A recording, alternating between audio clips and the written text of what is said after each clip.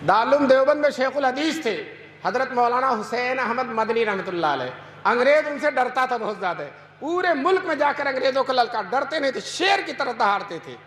तो अंग्रेजों ने सोचा इनको दारुल देवबंद से निकलवा दिया जाए। अगर ये दारुल देवबंद से निकल जाएंगे तो एक तो दारुल देवबंद का स्टेज बहुत बड़ा और दूसरे इनकी शख्सियत बहुत बड़ी, दोनों मिलकर बड़ी ताकत हो जाती है और हमें नुकसान बहुत होता। कम से कम इनको दारुल से निकलवा दिया जाए ताकि इनकी आवाज में वो जोर न रहे, कम से कम दारुल के शेखुल हदीस तो नहीं रहेंगे।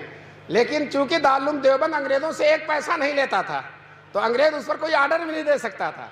हैदराबाद के नवाब जो अंग्रेजों के तरफदार थे, अंग्रेजों से मिले हुए थे, अंग्रेजों ने हैदराबाद के नवाब को आमादा किया कि आप दारुल देवबंद में चंदा देते हैं, आपका असर और रसूख है, आप अपने असर और रसूख को इस्तेमाल करके मौलाना मदनी जो हमारे सबसे बड़े मुखालिफ हैं दारुल देवबंद से उनको निकलवा दीजिए।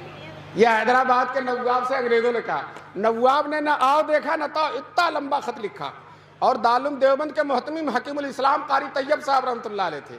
खत ये लिखा, मोहतमीम साहब को मालूम हो कि मौलाना मदनी को मदरसे से निकाल दिया जाए, अगर उनको नहीं निकाला जाएगा तो हम इतनी बड़ी रकम जो चंदे में देते बंद कर देंगे।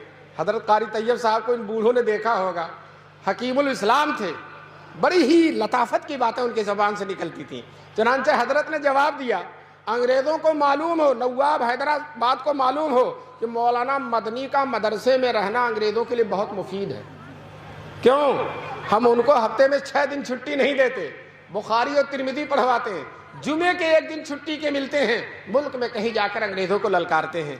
तो अगर हमने उनको मदरसे से निकाल दिया तो उनका पूरा हफ्ता खाली हो जाएगा, और जब पूरा हफ्ता खाली होगा तो 1 दिन के बजाय 7 दिन हफ्ते में मुखालफत करेंगे, और जब 7 दिन मुखालफत करेंगे तो अंग्रेज को अगर 7 साल में जाना तो 1 ही साल में जाना पड़ जाएगा। इसलिए अंग्रेजों की भी भलाई इसी में है कि शेर को पिंजड़े में बंद रखा जाए और मौलाना को मदरसे में। ये कारी तैयब साहब ने जवाब लिखा। कुछ दिनों के बाद शेखुल इस्लाम हजरत मदनी को मालूम हुआ तो दफ्तर एहतमाम में तशरीफ लाए। हजरत कारी तैयब साहब से कहा, कारी साहब मेरे बारे में क्या खत आया और आपने क्या जवाब दिया? तो कारी साहब ने कहा, खत हैदराबाद का खत और अपना जवाब शेख मदनी के सामने रख दिया।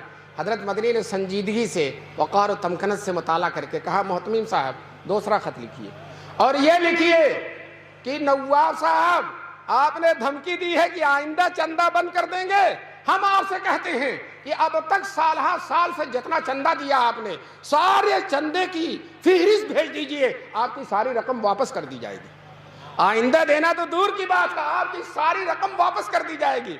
आप समझते हैं मदरसा आपके चंदे से चलता, मदरसा अल्लाह की अमानत है और अल्लाह इसको चलाने वाले। उलमा ने लिखा है कि हजरत कारी साहब का जवाब हकीमाना था और शेखुल इस्लाम का जवाब मुजाहिदाना था।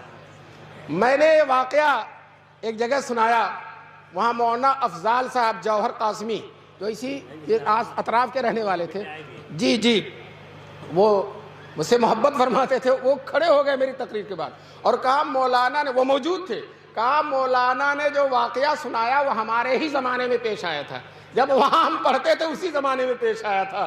दोस्तों देखिए अल्लाह ताला ने उन्हीं के एक मखसूस शागिर्द से तायद करा दी।